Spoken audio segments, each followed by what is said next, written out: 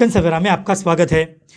देश के किसी राज्य में इलेक्शन का मौसम आते ही एक रूटीन न्यूज़ चलने लगती है। देश और राज्य अपने 5 सालों की रिपोर्ट देने के बजाय एक ही समुदाय को टारगेट किया जाता है और इलेक्शन खत्म होने तक सरकार अपनी नाकामियों को छुपाते हुए इलेक्शन के अंत तक एक ही डंका बजाने में कामयाब हो जाती है, जिसमें रही सही कसर भी गोदी मीडिया पूरी कर देती है। देश में गरमाया हुआ मुद्दा मौलाना कलीम सिद्दीकी और अन्य 2 मुस्लिम धर्मगुरुओं की गिरफ्तारी को लेकर देश भर में धरना प्रदर्शन जारी है।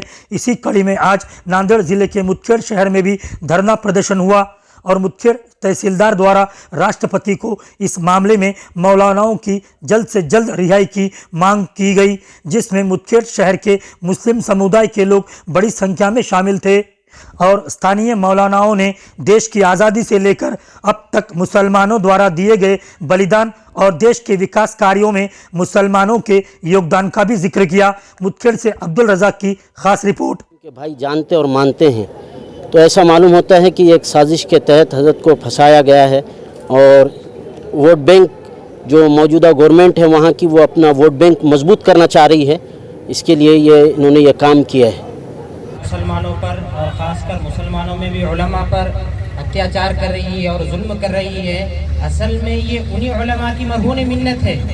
वो लोग वो जो बातिल ताकतें आज मज़े से एसी में बैठी हुई है और हिंदू मुसलमान लड़वा कर अपनी गद्दियाँ आगे बढ़ा रही है और अपनी रोटियाँ सेक रही है। उन्हें ये बात जहन में रख लेना चाहिए। वो उनके पूर्वजों ने भी इस मुल्क की आज़ादी में हिस्सा नहीं लिया है, बल्कि उन उलमा ने चांदनी चौक से शामली के मैदान तक हजार उलमा की गर्दनें लटकाई गई, तब जाकर इस मुल्क को आज़ादी मिली है। और पेट में है, नमाज कहाँ होती है? मस्जिद में होती है। हमारे अगर गैर मुस्लिम भाइयों को इस्लाम दिखाना है, ईमान दिखाना है, तो हमारे कारोबार, लेन देन, ये हमारा मामला सही करना पड़ेगा। हमारे हाल अहवाल को दुरुस्त करना पड़ेगा। ज़बान पर एक और दिल में एक, ये 2 रंगी चाल छोड़नी पड़ेगी।